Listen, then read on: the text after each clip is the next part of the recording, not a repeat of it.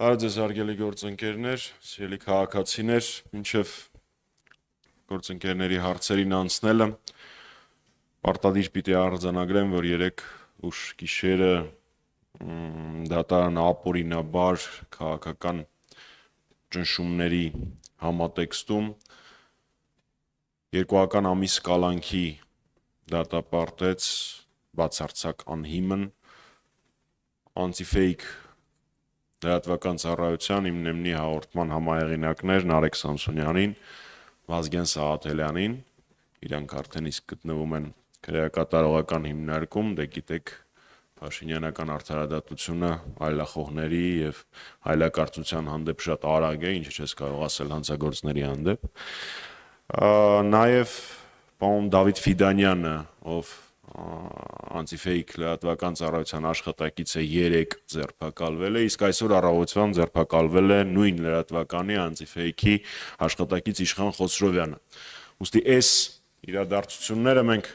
պարտավոր ենք դիտարկել երկու հարթության մեջ։ Առաջին հերթին դա այլախոհների դեմ հետապնդումներն են ուժային, իրավական, դատական համակարգի օգտագործմամբ, ինչը նոր չի Փաշինյանի պարագայում, եւ երկրորդ, որը նույնպես այդքան էլ նոր չի, դա լրատվականների ԶԼՄ-ների նկատմամբ հետապնդումներն ու ճնշումներն են, որովհետեւ ինչպես գիտեք, արգելավվել է անտիֆեյք լրատվական ծառայության ողջ տեխնիկան, կամերայից մինչև շտատիվ, մինչև համակարգիչներ եւ այլն, այսինքն նպատակը ոչ միայն անձամբ Վազգենին եւ Նարեկին լրացնելն էր, այլ նաեւ լրատվականի գործունեությունը կասեցնելը։ Բնականաբար սրա մասին մենք տեղեկացնելու ենք մեր բոլոր միջազգային գործընկերներին, ակնկալում եմ, որ ինչպես եւ նախորդ անգամ Նարեկի եւ Վազգենի ձերբակալության եւ կանոնավորման ժամանակ մենք իհարկե շատ ավելի արձագանք կունենայինք միջազգային, բայց այդ արձագանքը առկա էր որոշ դրսևորումներով, մի քանի զեկույցներում, ակնկալում եմ, որ այս պարագայում նույն տրամաբանությունը կլինի, ազատություն բոլոր քաղաքբանտարկյալներին։ Հիմա կարող ենք անցնել հարցերի։ Հանրային երկրորդ հեռուստաընկերություն։ Պարոն Մամիջանյան, երեկ Նիկոլ Փաշինյանն իր եզրափակիչ ելույթում բյուջեի քննարկումների ժամանակ հայտարարեց, որ այդ անձանց առաջնորդած ուժերը չպետք է լինեն խորհրդարանում։ Խոսքը երկրորդ եւ երրորդ նախագահների եւ իրենց թիմերի մասին է եւ որոշ ուժերի առանց անուններ տալու անձանց անվանեց ազդեցության գործակալներ։ Ձեր կարծիքը։ Հայաստանի Հանրապետության քաղաքացիների 30 քանի տոկոսը նայած որ հարցումն ենք վերցնում։ Այսինքն ամեն երրորդ մարդ, ամեն երրորդ քաղաքացին Հայաստանի Նիկոլ Փաշինյանին հավանում է դավաճան։ Ոչ թե դժգոհայրաքաղաքականությունից համարում է, որ սա պետքա փոխել։ Ամեն երրորդ քաղաքացին համարում է Նիկոլ Փաշինյանին դավաճան։ Դավաճանից նման բան լսելը զարմանալի չի։ Ինքը իր թե գործունեությամբ է ցույց տվել, թե ինքը ինչպես է այլ երկրների օրակարգը սպասարկում, եւ թե օր-օրի ի հայտ եկող փաստերը 2018 թվականի իրադարձությունների վերաբերյալ ակնհայտ են դարձնում, թե ում պատվերն էր կատարում Փաշինյանը, ով է վարժեցրել Փաշինյանին ու մինչ օրս ովքեր են Փաշինյանի կուրատորները, այդ մեկ։ Երկրորդ, Նիկոլ Փաշինյանը ոչ միայն պարլամենտում տեղ չունի, Նիկոլ Փաշինյանը իր այս հակապետական եւ դավաճանական գործունեությամբ Հայաստանում պիտի որ տեղ չունենա։ Եվ կարծում եմ վաղ թե ուշ Հայաստանի Հանրապետության քաղաքացիները իրեն դրա մասին կասեն։ Մնացել էր ինքը որոշեր, թե ով պարլամենտում պիտի հայտնվի,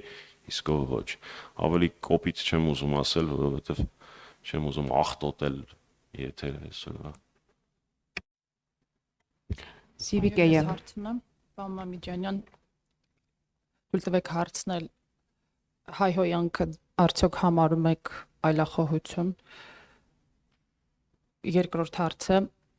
ասում եք, որ ամեն երկրորդ Նիկոլ Փաշինյանին համարում է դավաճան։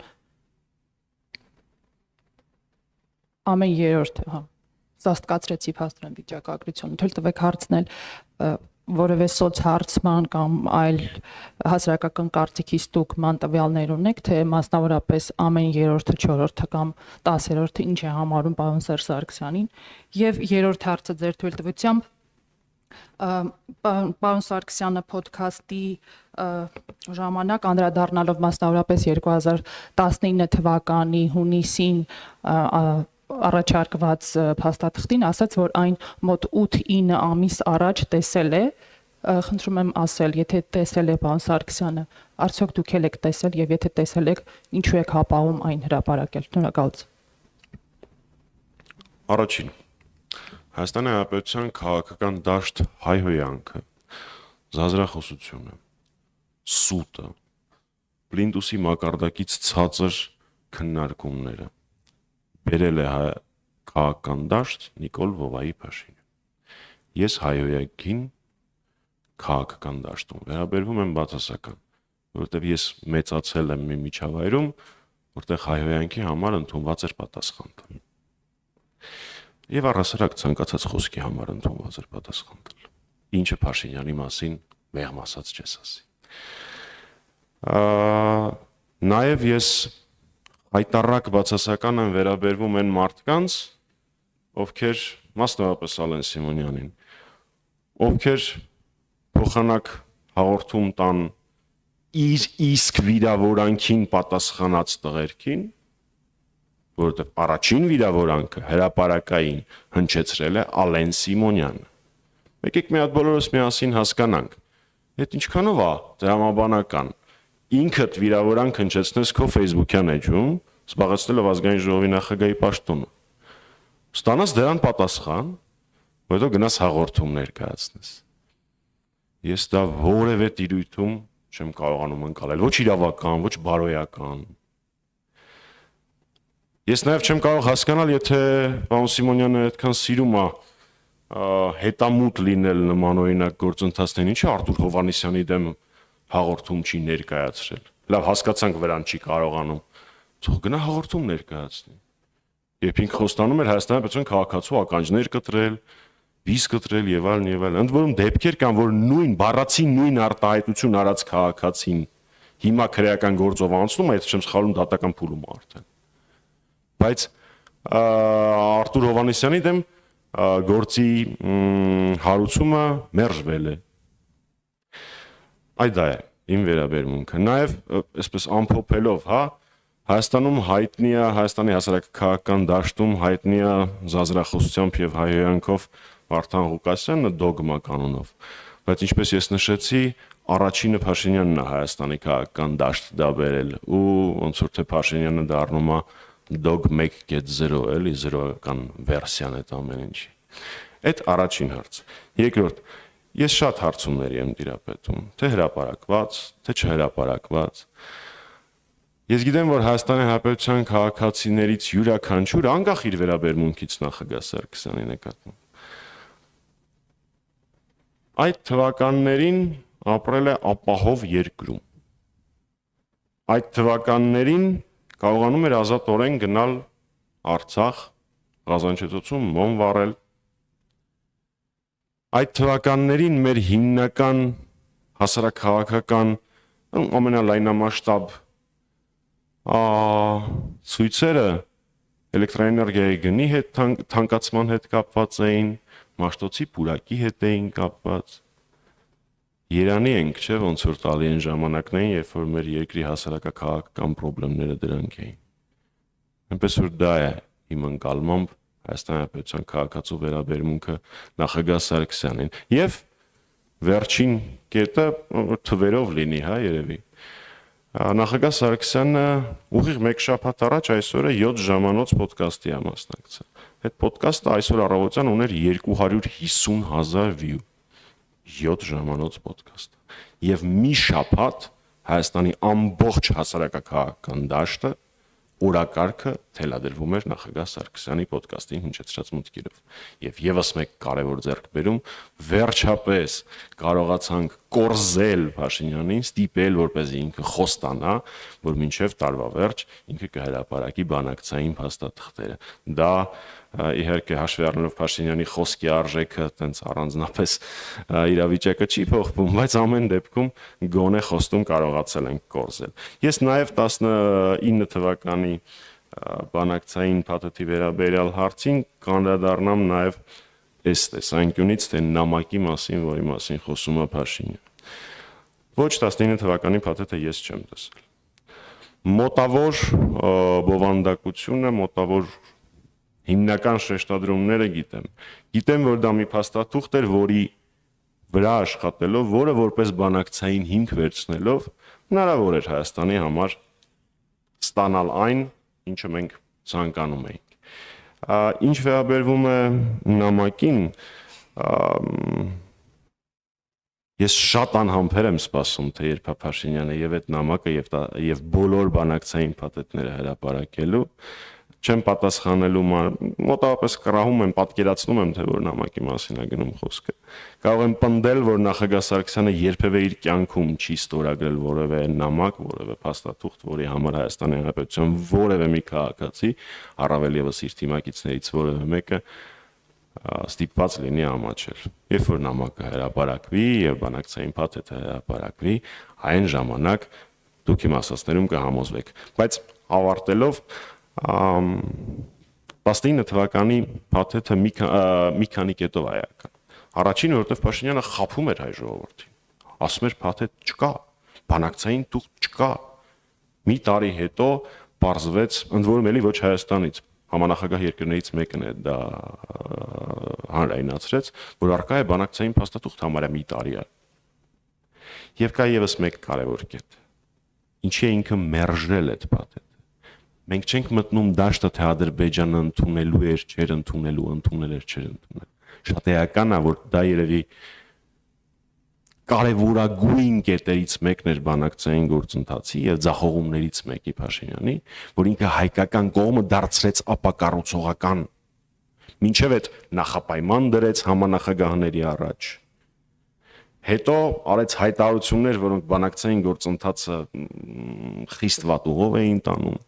Հրաժարվեց հիմնարար սկզբունքներից, սկսեց օգտագործել ինչ-որ ամորֆ եզրույթներ, արդարություն, իրավունքներ եւ այլն եւ այլն։ Եվ այդ ամենը ավարտվեց նրանով, ինչով որ ավարտվեց։ Այդ դրանով է էական հրապարակումը բոլոր բանակցային փաստաթղթերի, այդ թվում նաեւ 19 թվականի։ Կենտրոն Պարոն Մամիջանյան, ընդդիմությունը այսպես իշխանությանը մեղադրում է, որ ինչ ուզել են, ինչ ուզում է Ադրբեջանը զիջում են եւ այլն, Փաշինյանը երեք եզրափակիչ ելույթում ի վերջո ձեզ պատասխանեց, ասաց ամբողջ խնդիրն էլ այն է, որ ինչ ուզել են չեն տվել եւ խնդիրը այդտեղից է գալիս եւ նաեւ ասում է, որ եթե իրենք չլինեին իշխանություն, այսօր գուցե Հայաստանը չլիներ։ Եվ ի վերջո ասում է այսօր արդեն խաղաղություն է, այսօր էլ հայտարարել է, որ Թրամփի ուղու դետալներն են այսպես հստակեցվում։ Ի վերջո ինչ խնդիր է տեսնում իշխանությունը, այդ ընդդիմությունը, ներողություն, այդ խաղաղությունը ասվածը չեք տեսնում։ Շնորհակալություն։ Չի կարող լինել բանական մարդով խաղաղություն չուզենա։ Եվ այդ կեղծ թեզը, որ Փաշինյանը փորձում է առաջ տանել, թե իբր ինքը խաղաղության ջատագով է, ավերիչ պատերազմ, ամենաշատ ռազմական գործողությունները եւ ագրեսիաները Հայաստանի Հանրապետության նկատմամբ եղել են իր իշխանության օրոք։ Ինչ խաղաղություն։ 1. Երկրորդ, խաղաղությունը որևէ երաշխիք, բացի նրանից, որ առևտուր կանենք լավ կլինի, չունի։ Իսկ Ադրբեջանը այն երկիրը չի, որին փորձես զսպել հայտարարություններով կամ առևտրով։ Աշխարհում այս պահին ընթացող ամենամեծ ռազմական կոնֆլիկտը, համ միջազգայինորեն ճանաչված սահմաններ էր առկա, համ խորագույն տնտեսական կապեր էին առկա։ Երկրներից մեկը մյուսի համար հանդիսանում էր էներգակիրների տրանզիտային երկիր, այսինքն ակնհայտ է, չէ՞, որ Հայաստանի եւ Ադրբեջանի միջև այդպիսի տրանզիտային հարաբերություններ, ինչպիսիք Ռուսաստանի եւ Ուկրաինայի միջև են, քիչ հավանական է, որ տեղի ունենան զուտ աշխարհագրորեն։ Հետո դա երաշխիք եղավ խաղաղություն։ Էլ չեմ ասում, որ կան միջազգային պայմանագրեր, որոնցով երաշխավորման ինստիտուտներ երկու երկրների միջև գործում անվտանգ է։ Անդրադառնալով, Հայաստանի Հանրապետությունը գոյություն չունի։ Եթե Նիկոլ Փաշինյանը շարունակի կառավարության մնալ, Հայաստանի Հանրապետության գոյությունը կասկածի տակ կմնա։ Դա անհերքելի փաստ է։ Դա տեսնելու համար ուղղակի պետք է նայել, թե ինչ կորուստներ ա ունեցել Հայաստանի Հանրապետությունը Փաշինյանի կառավարման ընթացքում։ Տարածքային, աշխարհաքաղաքական եւ այլ։ Անդրադառնալով նրան, թե ինչ է Հայաստանը տվել կամ Ադրբեջանի որ պահանջներն են կատարվել։ Եկեք միասին փորձենք վերլուծել։ Մենք ոչ մի դեպքում սահմանադրությունը Ադրբեջանի պահանջով չենք փոխելու։ Մենք դա կանենք մեր որոշումով լավ հեքիաթ է, չէ՞։ Մենք ոչ մի դեպքում միջանցք չենք տալու, բայց փաստացի հիմա բանակցային